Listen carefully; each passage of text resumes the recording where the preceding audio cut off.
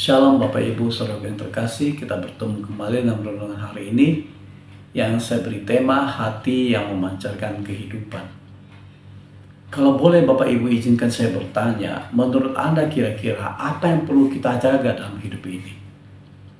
Mungkin dari antara Anda boleh mengatakan pikiran, ada yang mengatakan harta, ada yang mengatakan kesehatan.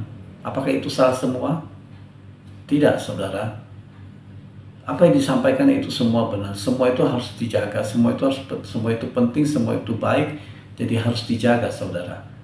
Tapi melalui renungan hari ini semua katakan bahwa ada satu hal yang harus kita jaga lebih dari itu semua yang tadi disebutkan satu persatu, saudara, yaitu hati Bapak Ibu. Amin. Saudaraku yang terkasih, dalam kehidupan, apa yang kita lihat pada saat menilai orang lain itu tergantung pada kejernihan atau jendela hati kita, saudara. Betul tidak? Maksud saya demikian, jika hati kita bersih, tentu pikiran kita akan bersih. Jika pikiran kita bersih, maka perkataan kita akan bersih. Ketika perkataan saudara dan saya bersih, maka perbuatan kita tetap akan bersih, saudara. Amin. Nah, saudaraku, hati memang merupakan bagian yang terkecil di dalam organ tubuh manusia. Tapi hati memiliki fungsi peran yang sangat penting di dalam diri kita manusia, saudara. Ya, bahwa hati merupakan master control pada diri kita manusia, Bapak Ibu. Maksudnya apa? Maksudnya baik buruknya seseorang itu dapat ditentukan oleh hatinya. Karena itu sangatlah penting bagi kita untuk menjaga hati kita secara baik, sebab hati kita menentukan jalan hidup kita, saudaraku yang terkasih. Amin. Ya kan? Nah, di dalam kitab Amsal, kalau saudara dan saya masih ingat, ya khususnya Amsal 4 ayat 23, di situ dikatakan jelas bahwa jagalah hatimu dengan segala kewaspadaan, karena di situ akan terpancar kehidupan saudara. Jadi jelas, Bapak Ibu Saudaraku, kita bisa melihat bahwa ada hubungan antara hati dan jalan hidup seseorang, saudara. Banyak orang berkata bahwa pikiran atau otak manusia menentukan jalan hidupnya. Tapi kita bisa melihat bahwa firman Tuhan mengatakan bahwa hatilah yang menentukan, bukan pikiran dan otak manusia, saudara. Ya, ada beberapa contoh tokoh yang akan dalam Alkitab yang akan saya perlihatkan pada saudara, yang mereka mengalami dampak negatif ketika mereka tidak mampu untuk menjaga hati mereka. Yang pertama kita lihat Hawa. Kita tahu bagaimana Hawa makan buah terlarang, dilarang oleh Tuhan, saudara. Karena hatinya tertarik pada buah pohon itu, ya, dalam kitab Kejadian.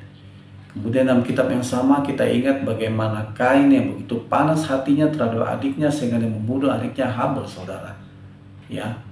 Kemudian contoh yang lebih konkret lagi, Saul misalnya, kita lebih tahu. Banyak yang tahu maksud saya. Saul bagaimana panas hatinya terhadap Daud sehingga dia berusaha untuk membunuh Daud, ya. Di dalam 1 Samuel ayat 18 7 sampai ayat 8 sepertinya, ya. Kemudian misalnya lagi siapa?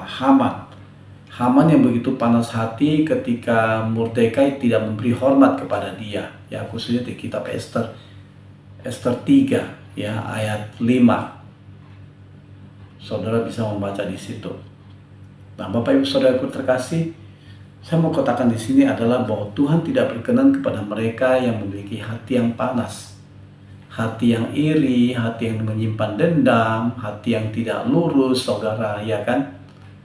Dan bahkan orang-orang yang hatinya tidak lurus itu tentu akan kehilangan kesempatan dan berkat daripada Tuhan, saudara.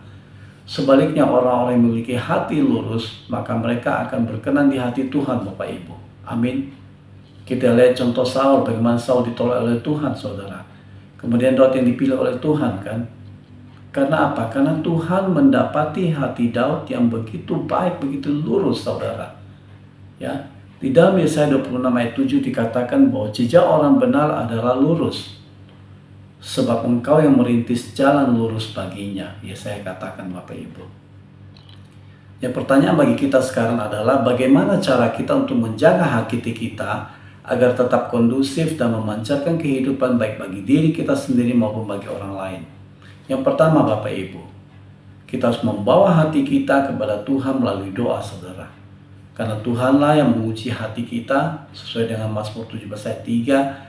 Kemudian Tuhanlah yang melihat hati saudara dan saya, sebagaimana dalam 1 Samuel ayat 16 sampai dengan 1 Samuel 16 ayat 7, saudaraku yang terkasih.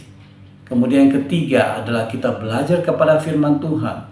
Sebab firman Tuhan merupakan sarana yang paling efektif dan yang dapat mendeteksi hati manusia.